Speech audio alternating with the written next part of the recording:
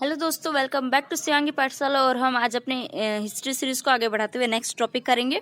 पहले हम एक रिवीजन करेंगे, क्विक रिवीजन, जिसमें हमें पता चलेगा कि हम पढ़े क्या क्या। तो ये चैप्टर था हमारा आखेट से उत्पादन तक वाला, जिसमें हमने क्या क्या पढ़ा था।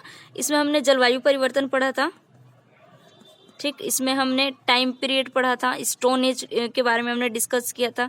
हमने स्टोन एज को डिस्कस करके ही तीनों स्टोन एज में कौन कौन सी चीज़ें बदली थी उसके बारे में जाना था। हमने बसने की प्रक्रिया को समझा था मानव के,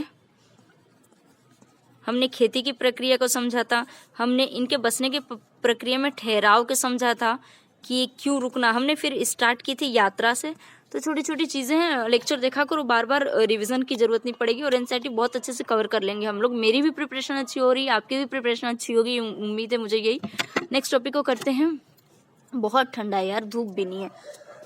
आरंभिक कृषि और पशुपालन, आज हम इसको खत्म करेंगे, मतलब पूरा टॉपिक ही खत्म करेंगे। इसके बाद एक ये चैप्टर खत्म होने के बाद एक और लेक्चर होगा जो इम्पोर्टेंट फैक्ट्स का होगा, उसके बाद हम क्वेश्चन आंसर करेंगे, देन खत्म हो जाएगा हमारा ये आरंभिक कृषि और पशुपालन। तो ये जो स्टार्ट में जो मानव, जैसे हम कहते हैं ना कि हमने क्या देखा कि हम लोग पहले घूमे जा रहे, फिर हमने गुफाओं में रुकना स्टार्ट किया। उसके बाद हमने एकदम से रुकना स्टार्ट किया क्योंकि हमने खेती स्टार्ट की। तो जब खेती और रुकने को देखोगे तो आपको कुछ कहीं कहीं कुछ प्रूफ्स मिलेंगे, जिससे हमें पता चलेगा कि अच्छा, हमने घर बनाना भी स्टार्ट किया था और हम ठहरे थे यहाँ। जैसे कि कश्मीर, पूर्वी दक्षिणी भारत, पश्चिमोत्तर भारत, ये कुछ जगह हैं। कश्मीर का गर्तवास आपको याद होगा या नहीं हो तो इसमें मैं आपको बता देती हूँ। अच्छा, जानवरों की हड्डियां, जले हुए अनाज और विभिन्न जानवरों की हड्डियों की पहचान।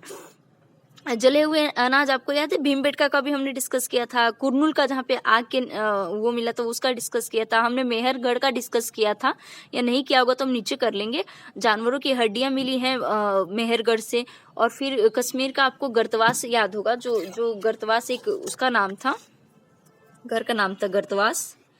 ये एक टाइप का घर होता है। कश्मीर में चूंकि ठंडी बहुत पड़ती है, पहले भी ठंडी बहुत पड़ती होगी, तो यहाँ के लोग क्या करते थे, ये जमीन है, जमीन के नीचे से गड्ढा खोन देते थे और गड्ढा खोन के एक पूरा घर बना लेते थे और इसी में रहा करते थे ये लोग।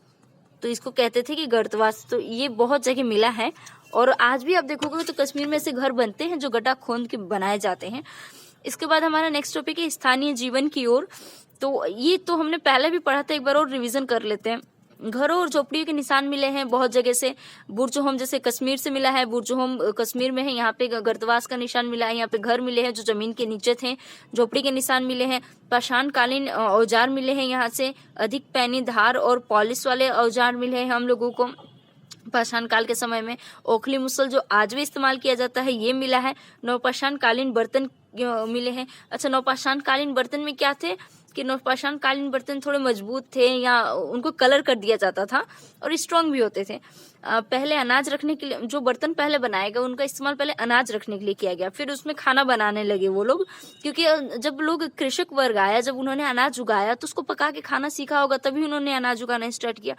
नवपाषाण काल में गेहूं और चावल, दाल मुख्य आहार के रूप में आपको मिलेगा।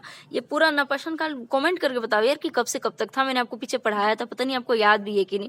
फिर हमने देखा कि कपास की खेती स्टार्ट करते हैं, जो कपड़ा बुनना, कपास की खेती सिंधु सभ्यता में भी हम लोगों को देखने को मिलेगी। टेराकोटा और पूरे रुई के निशान मिले हैं। इसके बाद ये मेहरगढ़ का पढ़ लेते हैं, सूक्ष्म निरीक्षण में दिया हुआ है आपकी। इसमें मेहरगढ़ में जीवन मृत्यु, ये हेडलाइन है एनसीईआरटी का। मेहरगढ़ बोलन दर्रा, ईरान के पास, ईरान से जो रास्ता, इंडिया और ईरान के बीच का जो रास्ता है, जो दर्रा है, दर्रा मतलब समझते हो तो, हाँ, तो वही दो पहाड़ के बीच में पहले नदी काट देती थी ना, उसको दर्रा कहते हैं। तो दर्रा से जो रास्ता जाता है उसको हम कहते हैं बोलन दर्रा। और वहां से मेहरगढ़ एक जगह है जो बहुत हरा भरा हुआ करता था उस टाइम में। वहां से गेहूं, जौ और भेड़ बकरी उपजाना गेहूं और जौ के निशान मिले हैं, भेड़ बकरी के भी निशान मिले हैं, और ये उपजाना काट दो बकरी उपजाना। सुअर, हिरन, भेड़ बकरी की हड्डियां मिली हैं। और यही सब चीजें पता है एग्जाम में पूछ देता है कि इसमें दे देगा कोई, मान लो दे दिए चौकोर तथा आयताकार घर के अवशेष कहाँ से मिले, और ऑप्शन में मेहरगढ़ दे देगा। हम लोग पढ़ेंगे नहीं और ऐसे बोलेंगे यार कहाँ से क्वेश्चन आ गया। 4 या उससे अधिक कमरों वाला घर मिला है। संभवतः कुछ भंडारण के काम में आते होंगे। सोचो 4 से ज्यादा अगर घर होते होंगे रूम वाले, तो कुछ उसमें लोग खाना वाना रखते होंगे, अनाज रखते होंगे। अच्छा, ये बहुत इंपॉर्टेंट है, ये पूछा भी गया है। मैंने पहले कहीं ना कहीं तो इस क्वेश्चन को देखा था कि आदमी के साथ बकरी किस क्षेत्र से मिला है। आदमी के साथ एक आदमी मर गया, उसके साथ एक बकरी को उसी में डाल दिया गया। ये दोनों के एक साथ दफनाया हुआ मिला है, जो कि मेहरगढ़ से मिला है। तो ये खत्म हुई 6th क्लास की एनसीईआरटी चैप्टर 2। आप लोग रिवीजन करो, क्वेश्चंस करो। थैंक यू, जय हिंद। मेरे चैनल को सब्सक्राइब करो, लाइक करो, शेयर करो, कमेंट जरूर करो। बाय।